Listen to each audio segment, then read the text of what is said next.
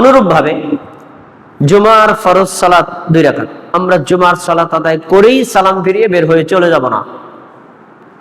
জুমার ফরজের আগে মসজিদে ঢুকবেন, ঢোকার পরে 2 রাকাত, ইমাম যে হালাতে থাকুক। এরপরে ইমাম খুতবা শুরু না করলে 4 রাকাত, খুতবা শুরু করে দিলে আর কিচ্ছু পড়া যাবে না।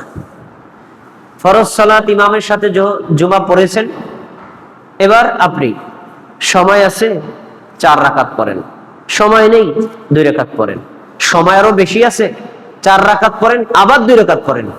ব্যস্ত আছে চলে যান, পড়ার দরকার নাই, আপনি আপনার অফিসে গিয়ে, আপনি আপনার ঘরে গিয়ে 2 রাকাত পড়েন। এরকম স্বাধীনতা হাদিসেই দেওয়া আছে।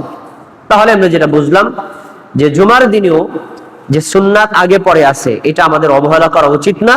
হাদিসে যেভাবে আছে এটা আমরা আদায় করার চেষ্টা করব ইনশাআল্লাহ।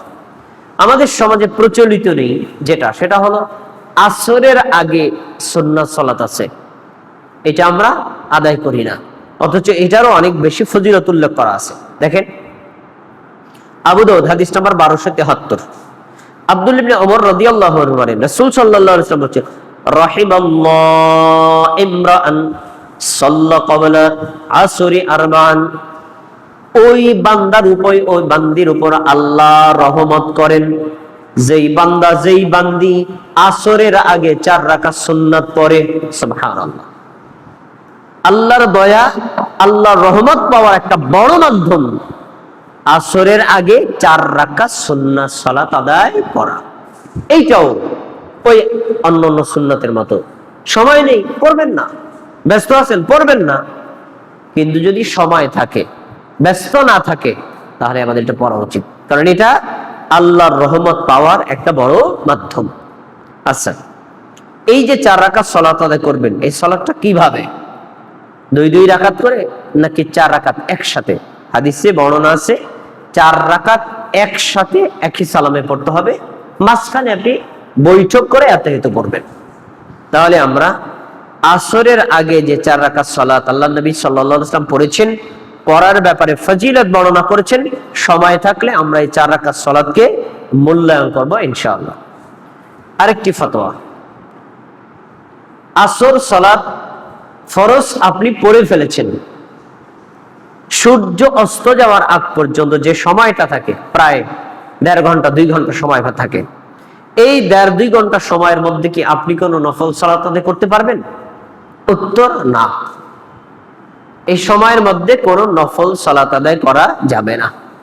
কিন্তু আল্লাহ রাসূল সাল্লাল্লাহু আলাইহি সাল্লাম থেকে 2 রাকাত সালাত পড়া প্রমাণিত আছে, তিনি যে পড়েছেন তার প্রেক্ষাপট উল্লেখ করা আছে। আসুন আমরা হাদিস দেখি। আবু দাউদের হাদিস, আবু সাঈদ খুদরি রাদিয়াল্লাহু আনহু বলেন, قال رسول الله صلى الله عليه وسلم, আল্লাহ রাসূল সাল্লাল্লাহু আলাইহি ওয়াসাল্লাম বলেন, লা সালাতা বা'দা সালাতাল আসর হাত্তা তাগরুবা আশ-শামস, আসর সালাত ফরজ আদায় করার পরে সূর্য অস্ত যাওয়ার আগ পর্যন্ত কোনো সালাত আদায় করা যাবে না, নবীর হাদিস। তাহলে কি পাওয়া গেল?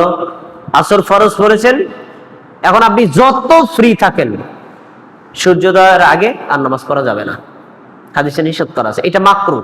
আচ্ছা, এরপরে ওয়ালা সালাতা বা'দাল ফজরি হাত্তা তাতুলু আশ-শামস, ফজর সালাত জামাতের সাথে আদায় করার পরে অথবা ফরজ পড়ার পরে সূর্য উদয় হওয়ার আগে মাঝখানে যে সময়টা থাকে, আধা ঘন্টা 20 মিনিট 25 মিনিট যাই থাকুক, আপনি ফ্রি থাকলেও এই সময়ে কোনো নফল সালাত আদায় করবেন না, হাদিসে নিষেধ করা আছে।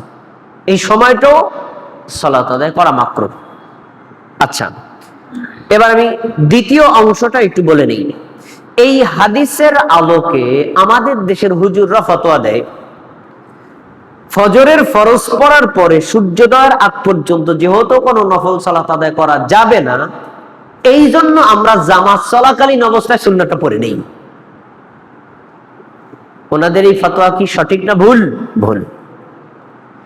এই হাদিসটা হলো সাধারণ নফল সালাতের জন্য, ছুটে যাওয়া সুন্নাতের জন্য না।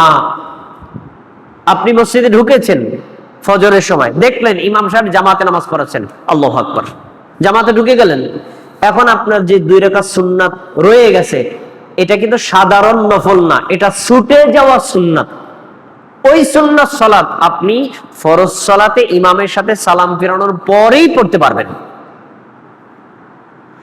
এখন আপনি আগে সুন্নাত পড়েছেন, ইমামের সাথে জামাতের সাথে ফজর 2 রাকাত সুন্নাত পড়েছেন, এখন মনে করলেন সূর্যোদয়ের আগে সময় আছে, আমি 2 রাকাত নফল পড়ি। এই নফলটা পড়া যাবে না, কথা স্পষ্ট। আচ্ছা, আগের অংশে কি পেলাম? রাসূল সাল্লাল্লাহু আলাইহি ওয়াসাল্লাম বলছেন আসর জামাত পড়েছো, সূর্য অস্ত যাওয়ার আগ পর্যন্ত কোনো নফল পড়বা না। এবার আসুন একটা হাদিস। রাসূল সাল্লাল্লাহু আলাইহি ওয়াসাল্লামের স্ত্রী উম্মে সালামা রাদিয়াল্লাহু তাআলা আনহা তিনি বলছেন, ইয়া রাসূলুল্লাহ, আমি আপনার নিজের মুখ থেকে বলতে শুনেছি, আপনি বলেছেন আসর জামাতের সাথে পড়ো বা একা একা পড়ো, ফরজ পড়ার পরে সূর্য অস্ত যাওয়ার আগে কোনো নফল নামাজ পড়বা না। কিন্তু আমি নিজেই তো দেখলাম আপনি 2 রাকাত পড়তেছেন, তাহলে আপনার কথা আর কাজের কোনো মিল পাচ্ছি না। ফতোয়াটা আমাকে একটু বুঝাই বলেন। আপনি বলছেন পড়া যাবে না, আবার আপনি নিজে পড়তেছেন, কারণ কি? আচ্ছা, এবার কারণটা তিনি ব্যাখ্যা করছেন, শোনো। আমি কেন পড়ছি? ওয়া ইন্নাহু আতানি নাসুম মিন আব্দুল কায়েস, আব্দুল কায়েস গোত্র থেকে আমার কাছে কিছু প্রতিনিধি জোহর নামাজের সময় দেখা করতে আসছে। আমি জোহর নামাজ জামাতের সাথে আদায় করার পরে ওনাদের সাথে কথা বলছিলাম, দাওয়াতি কাজ করছিলাম। দাওয়াতি কাজ এবং কথার এই ব্যস্ততার কারণে আমি জোহরের পরে যে 2 রাকাত সুন্নাত পড়তে হয় ওটা পড়ার সময় পাই নাই। কথাটা ভালো করে শুনেন, ওটা পড়ার সময় পাই নাই, যার ফলে আমি ওই 2 রাকাত সালাত এখন আসরের পরে পড়লাম। আচ্ছা, হাদিস থেকে 2টা শিক্ষা পাওয়া যায়। 1 নম্বর, ফরজের আগে পরে সুন্নাত কিন্তু কাজা করা আপনার জন্য বাধ্যতামূলক না। ছুটে গেছে, পড়লেন না। কিন্তু কেউ যদি চায় আমি তো নিয়মিত সুন্নাত গুলো পড়ি, আজকে জোহরের আগে 4 রাকাত সুন্নাত পড়তে পারলাম না, তাহলে এখন এটা পড়ে নেই, ইচ্ছা করলে সে পড়তে পারে, কারণ আল্লাহ রাসূল এটা করেছেন। সুন্নাত পড়তে পারেননি ব্যস্ততার কারণে, ওই সুন্নাত কখন পড়েছেন? আসরের পরে, তার মানে কাজা করেছেন। কেউ যদি চায় ইচ্ছা করলে কাজা করতে পারে, শিক্ষা 1। 2 নম্বর, রাসূল সাল্লাল্লাহু আলাইহি ওয়াসাল্লাম নিষেধ করেছেন যে তোমরা আসরের পরে কোনো নফল সালাত আদায় করবা না, কিন্তু নিজে পড়েছেন এটা কিন্তু নফল ছিল না, এটা কি ফরজের পরের সুন্নাত। তাহলে পাওয়া গেল কি যে আসরের পর থেকে সূর্যোদয় পর্যন্ত, সূর্যাস্ত পর্যন্ত এই সময় নফল পড়া যাবে না, কিন্তু কেউ যদি ছুটে যাওয়া সুন্নাত পড়তে চায় পড়তে পারে। কথা স্পষ্ট? আচ্ছা।